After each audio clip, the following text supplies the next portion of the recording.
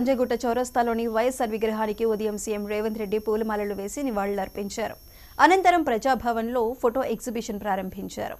మధ్యాహ్నం 12 గంటల నుండి 3 గంటల వరకు బంజారాహిల్స్లోని పోలీస్ కమాండ్ కంట్రోల్ కార్యాలయాన్ని సమీక్షించనున్నారు.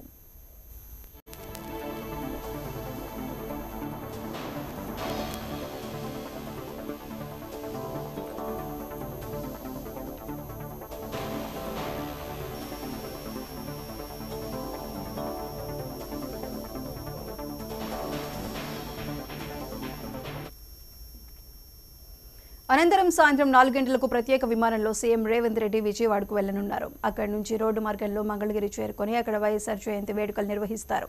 అక్కడ దివంగత ముఖ్యమంత్రి వైఎస్ రాజశేఖర్ రెడ్డి 75వ జయంతి కార్యక్రమానికి రేవంత్ హాజరు కానున్నారు. సీఎం రేవంత్ రెడ్డి వెంట డిప్యూటీ సీఎం భట్టి విక్రమార్కతో పాటు పలువురు మంత్రులు, ముఖ్య నేతలు కూడా విజయవాడ వెళ్లనున్నట్లు పార్టీ వర్గాలు తెలిపాయి. వైఎస్ఆర్ కుమార్తె ఏపీసీసీ అధ్యక్షురాలు వైఎస్ షర్మిల నేతృత్వంలో మంగళగిరిలోని సీకే కన్వెన్షన్ హాల్లో ఈ కార్యక్రమం జరుగుతోంది. ఏపీలో ఇటీవల జరిగిన అసెంబ్లీ ఎన్నికల్లో వైఎస్ జగన్ నేతృత్వంలోని వైసీపీ కేవలం 11 స్థానాలకే పరిమితమైంది. వైఎస్ఆర్ అభిమానులందరూ మళ్లీ ఆకర్షించేందుకు కాంగ్రెస్ పార్టీ ప్రయత్నాలు ప్రారంభించింది. అందులో భాగంగానే వైఎస్ఆర్ జయంతిని ఘనంగా నిర్వహిస్తున్నారు. మరోవైపు తెలంగాణలో కూడా వైఎస్ఆర్ జయంతి వేడుకలను టీపీసీసీ ఘనంగా నిర్వహిస్తోంది. ప్రజాభవన్, గాంధీ భవన్లలో కార్యక్రమాలు జరిగాయి. ప్రజాభవన్లో వైఎస్ఆర్ ఫోటో ఎగ్జిబిషన్ ఏర్పాటు చేశారు.